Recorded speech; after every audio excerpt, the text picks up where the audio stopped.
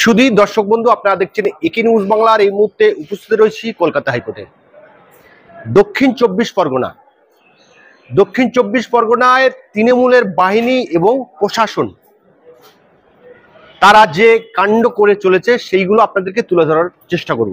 আজকে আমি মূলত আমার সংবাদ বা নিউজ আমি কাউকে বলি না যে শেষ পর্যন্ত দেখুন, কিন্তু আজকে আপনাদেরকে অনুরোধ করব যে আজকে আপনাদের কাছে যে এই দক্ষিণ চব্বিশ পরগনার যে চিত্র আমি নিজের চোখে দেখেছি প্রশাসন এবং শাসক দলের, সেগুলোকে আপনাদের জানার প্রয়োজন রয়েছে।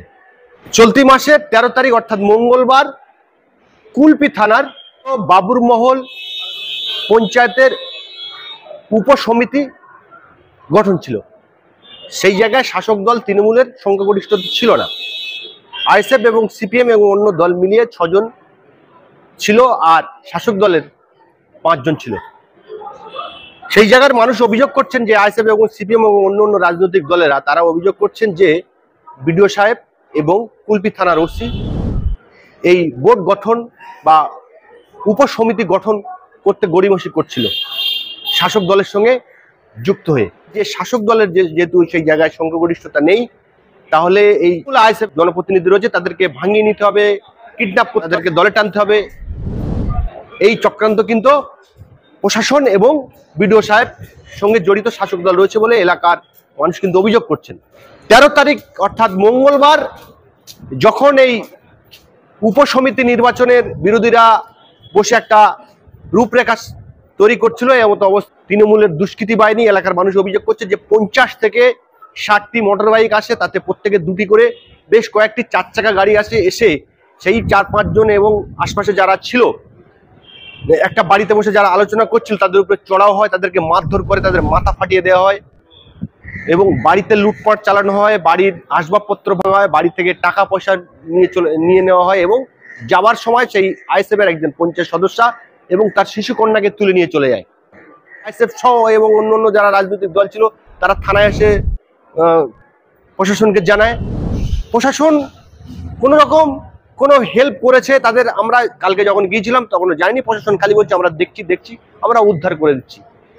এটা কি বিশ্বাসযোগ্য যে 1 থেকে 150 জন এসে একজন বাচ্চা এবং তার মাকে তুলে নিয়ে চলে গেল আর প্রশাসন কাউকে গ্রেফতার করতে পারলো না, প্রশাসন জানে না? এটা মানা কি সম্ভব?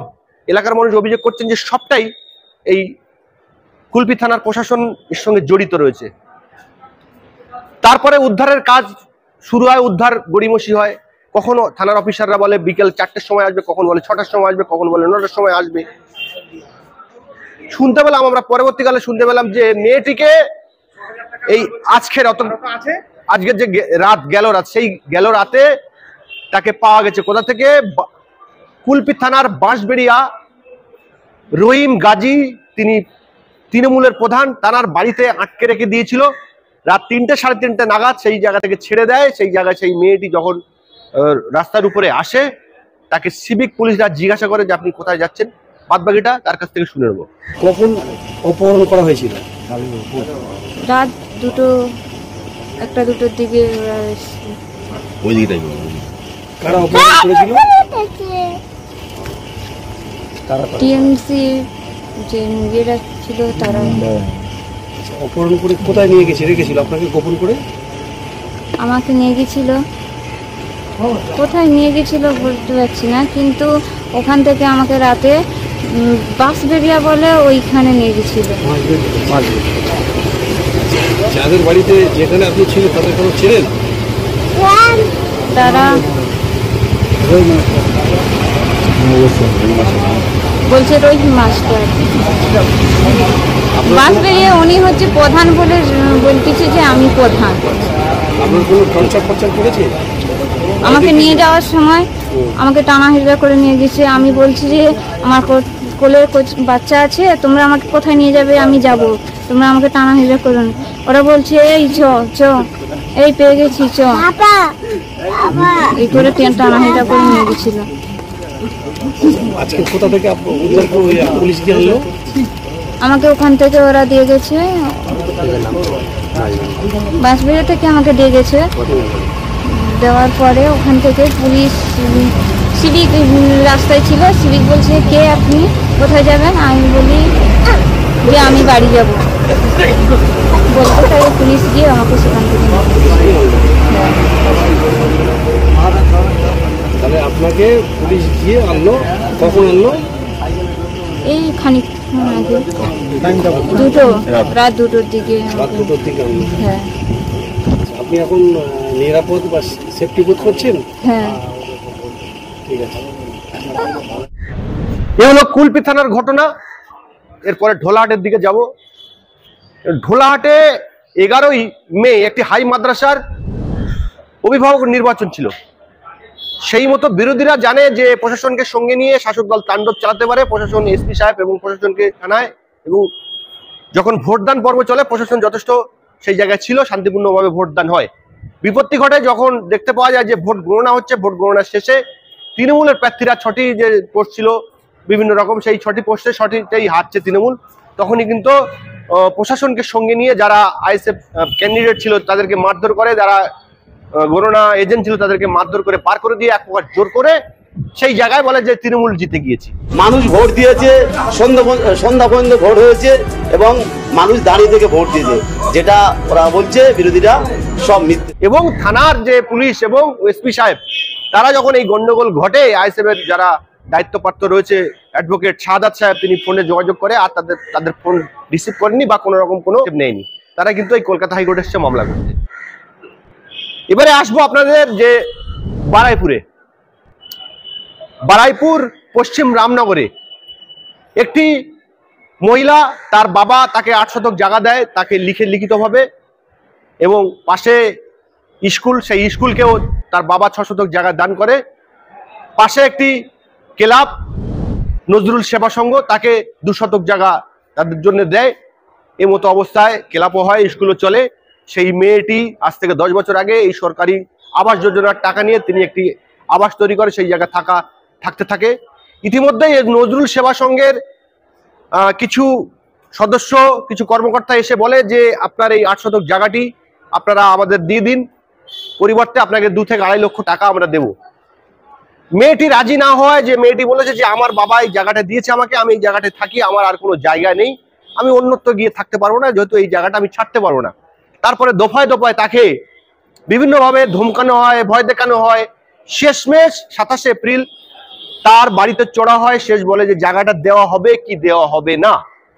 এমতো অবস্থায় মেয়ে এবং তার স্বামী জায়গা দিতে অস্বীকার করায় রাতের অন্ধকারে এলাকার যে বিদ্যুৎ বিচ্ছিন্ন করে দিয়ে তার বাড়িটিকে পুরো ভেঙে দেওয়া হয়।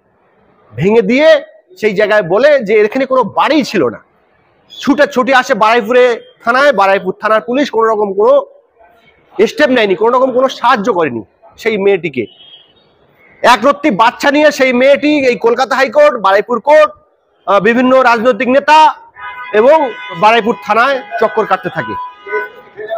শেষমেশ আমরা খবর পাই, সেই খবরটা আমরা সংবাদ মাধ্যমে প্রচার করি। প্রচার করলে যারা এই বাড়ি ঘরদর ভেঙেছিল এই মেয়েটির, সংবাদ মাধ্যম থেকে সেই তার নামে, তার চরিত্র নিয়ে কথা বলে, তার চরিত্র নিয়ে ব্যক্তিগত আক্রমণ করে, এমন ভাষা ইউজ করে যেটা ক্যামেরা এবং মিডিয়া, সোশ্যাল মিডিয়া বলা সম্ভবপর নয়।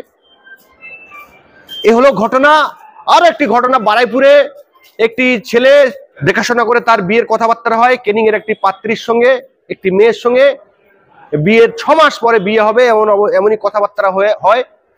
তারপরে ছেলের বাড়ির আত্মীয় স্বজন এবং ছেলে খোঁজ খবর নিয়ে জানতে পারে যে এই মেয়ে সংসারে অমানান, এই ইস্যু দেখিয়ে তারা কিন্তু বিয়েটি 5 মাস আগে বিয়েটিকে ভেঙে দেয়। এমতো অবস্থায় মেয়ে ক্যানিং থেকে ছেলেটিকে বারবার ইমোশন ব্ল্যাকমেল করতে থাকে যে তোমাকে না পেলে আমি মারা যাব, তোমাকে আমার বিয়ে করতে হবে, এমন করতে থাকে। এমতো অবস্থায় বেশ কিছুদিন কেটে যাওয়ার পরে সেই মেয়েটি ক্যানিং এর কোনো তৃণমূল নেতার কাছে যায়, গিয়ে বলে সেই যে ছেলেটির সঙ্গে আমার বিয়ের কথা হয়েছিল সেই ছেলেটি আমাকে বিয়ের প্রতিশ্রুতি দিয়ে আমার সঙ্গে বিভিন্ন রকম ভাবে সম্পর্ক করে, তারপরে এখন বলছে বিয়ে করবো না। যথাযথি তৃণমূল নেতা, ক্যানিং এর যিনি তৃণমূল নেতা ছিল, তিনি ল্যাস তুলে দেখলো না কথাটা কতটা সত্য কতটা মিথ্যা। তিনি বারাইপুরের যে তৃণমূলের যারা দায়িত্ব ছিল তাদের কাছে ফোন করে এবং মেয়েটিকে সেই জায়গায় পাঠায়। মেয়েটিকে আসে বারাইপুরে এবং বারাইপুরে সেই তৃণমূল নেতাদের সঙ্গে দেখা করে। সেই তৃণমূল নেতাদের সঙ্গে নিয়ে সেই ছেলেটির বাড়িতে যায়।